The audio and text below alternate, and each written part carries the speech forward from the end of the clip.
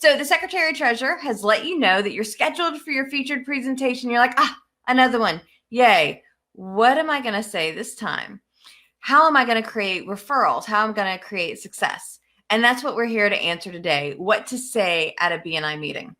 Hi, I'm Tiffanie Kellog, and I'm excited to share with you about one of my favorite featured presentation formats. Now, in the 16 years that I've been a member of BNI, I have seen a lot of featured presentations, and some of those are absolutely amazing, and some of them not so much. So we're going to really take a look at a format that is powerful, though we're also going to talk a little bit about why is the featured presentation so important, and why do you want to make sure that you're ready to go with that. Then we're going to talk about it ain't just what you say, it's how you say it that also matters. And that's a little Southern coming through. I currently live in Florida, though I was raised in Arkansas, Mississippi, Tennessee, North Carolina. So Southern I am. Where we're going to spend the majority of our time today is what to say during your featured presentation. And it's really going to be focused on how do you generate referrals, because that's, to me, a big part of the reason why we are in BNI. So excited to have you here with us today. Again, if you want to drop in the chat box who you are, maybe where you're from, how long you've been in BNI, we would love to hear from you.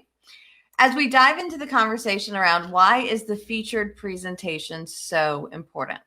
And I often ask members this. We do an advanced training on featured presentation here in the BNI West Central Florida area. And I typically ask, why do you do the presentation? And we get things like to educate my members, to generate more referrals, because the Secretary Treasurer told me it was my turn to do it. And yes, you always want to do it when it's your turn to do the featured presentation.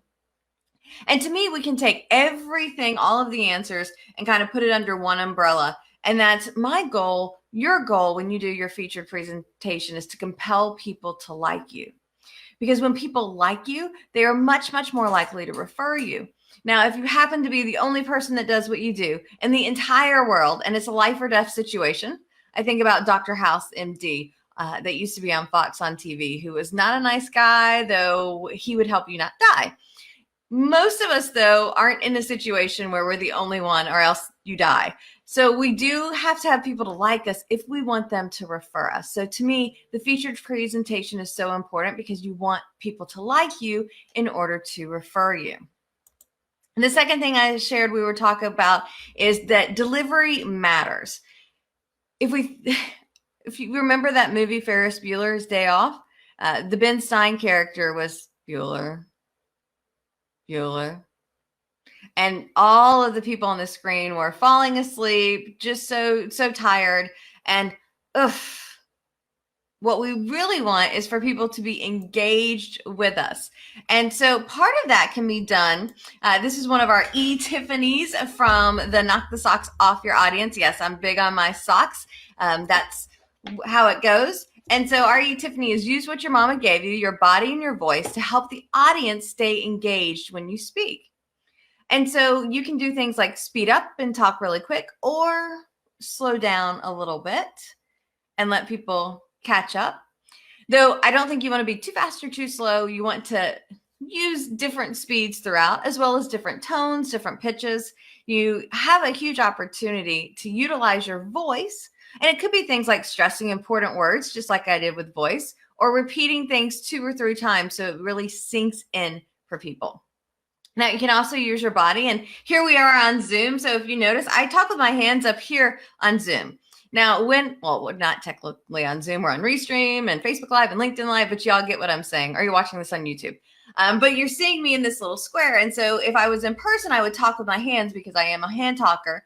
And I'd be talking like this. However, does it do us much good? Because, you see me moving back and forth a little bit. However, you're not getting my hands to emphasize.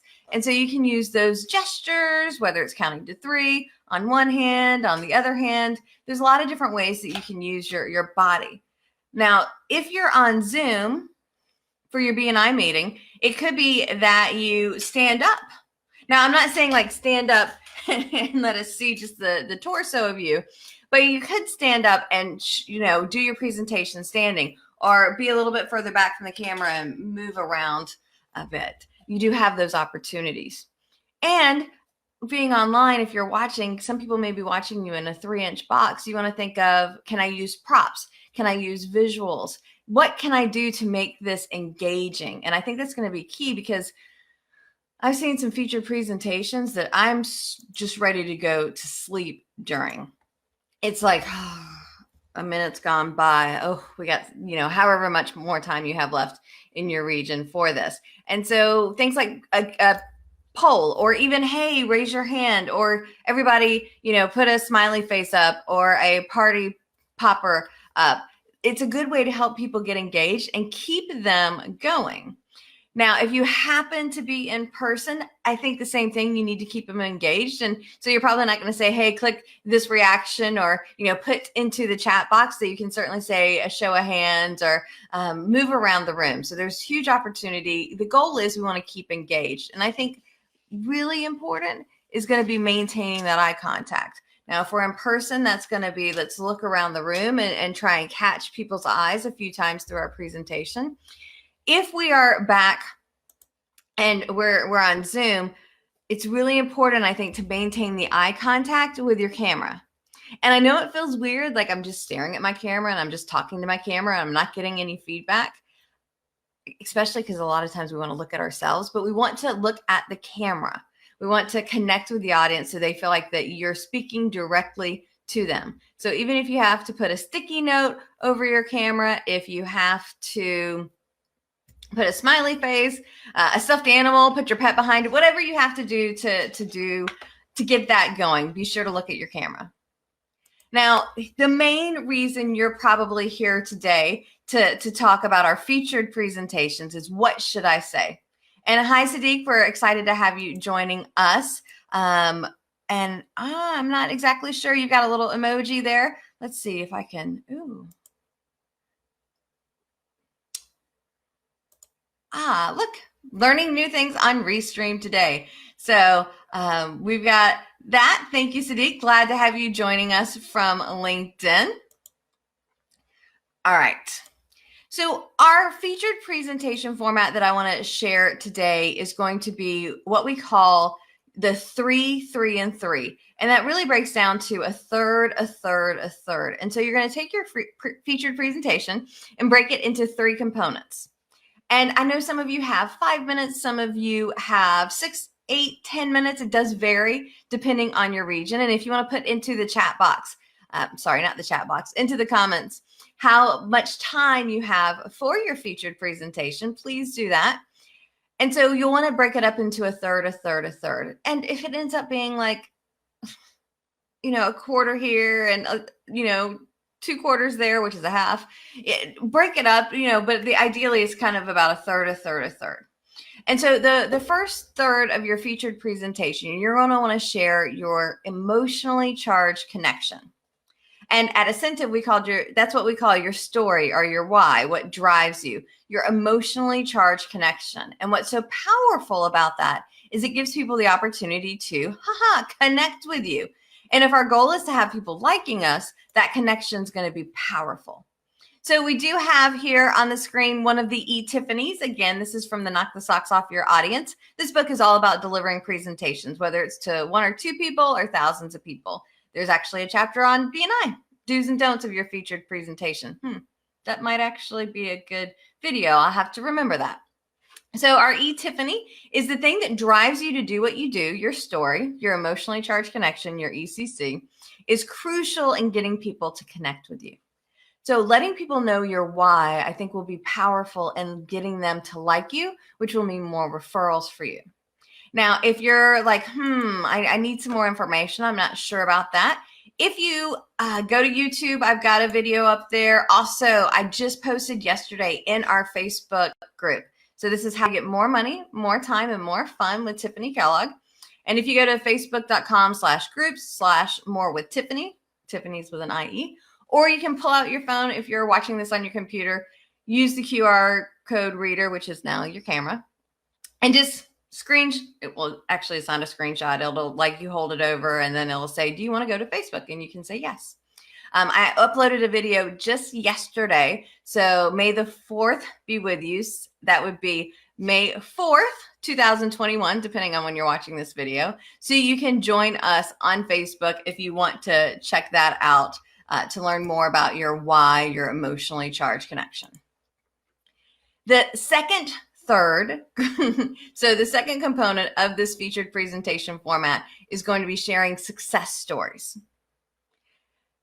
And I think that success stories should be way more used in BNI, and they're not often. Like, to me, every featured presentation and almost every weekly presentation should have success stories in them. Yes, so powerful, because you can weave into success stories about the client that you're working with, the product or service that you're offering, the benefit that was created. It gives us a major opportunity to share without being very salesy and without, like, let me give you a bunch of facts. Because you've probably heard before, stories sell where facts just tell. So it's really important for us to be able to get that in there. So typically in this time frame, let's share 2, maybe 3 success stories. Again, depending on how much time that you have within your chapter.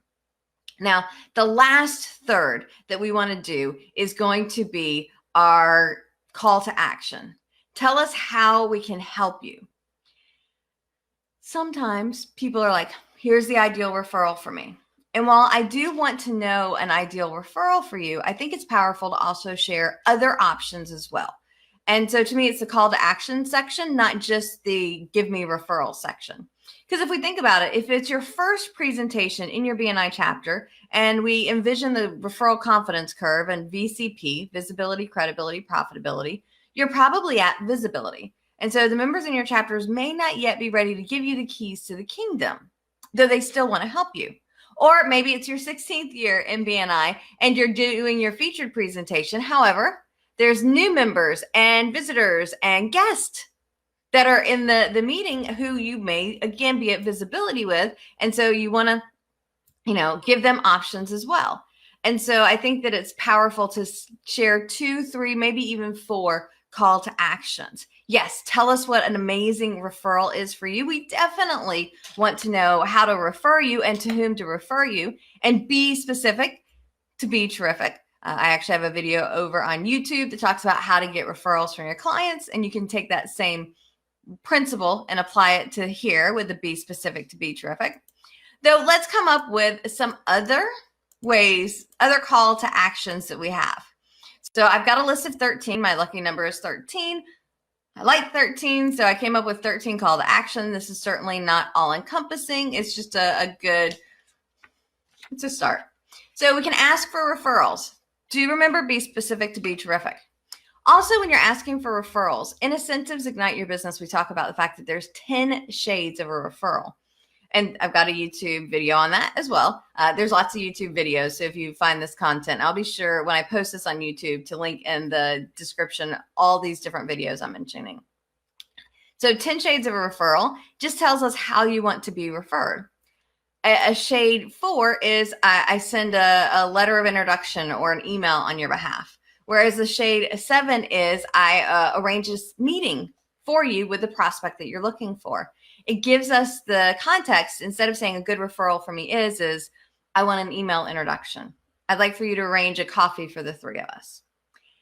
Also, one of my favorite newest podcasts is podcast 683, and it talks about how to get a bunch of referrals created in a one-to-one. So I might say, hey, I'd love to schedule a one-to-one and do this technique from podcast 683. And we'll get back to the one-to-ones at the end. It could be, my call to action is I'd love an introduction to a contact sphere relationship. And podcast 506 gives us a lot of ideas on the power of that. Hey, I love to speak. Could you help book me a speaking engagement? And again, if you want to be specific to the local chamber of commerce, your professional association.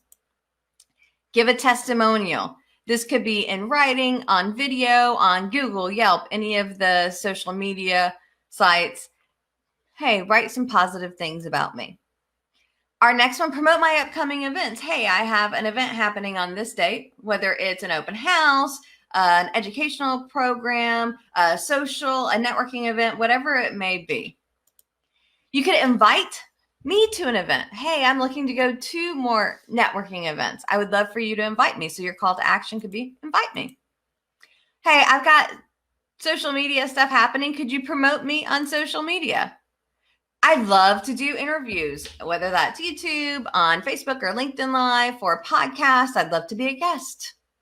Hey, do you do a newsletter? Do you have a blog, or even just post things on LinkedIn? I would love for you to share the articles that I've written. Be a sponsor in an event, whatever that may look like. Hey, I'd love for you to subscribe to my YouTube channel. I'm looking to grow. Could you host an event for me at your location? This could be powerful for those of you that don't have a physical location, though you want to have a social or an open house for your clients. And last but not least is, hey, because you loved today's presentation and or because you have questions about what I spoke on, could we do a one-to-one? And so you're just putting it out there. I would love to get back with you and follow up with you and have a little bit more conversation on what we spoke on today. And we've got another little, there we go. So useful. Thank you for sharing. Thank you, Nuru, so very much for sharing that. Oh, I love this Restream. I'm getting used to figuring out how to use it. So I appreciate y'all dealing with me. This is my second or third here through Restream.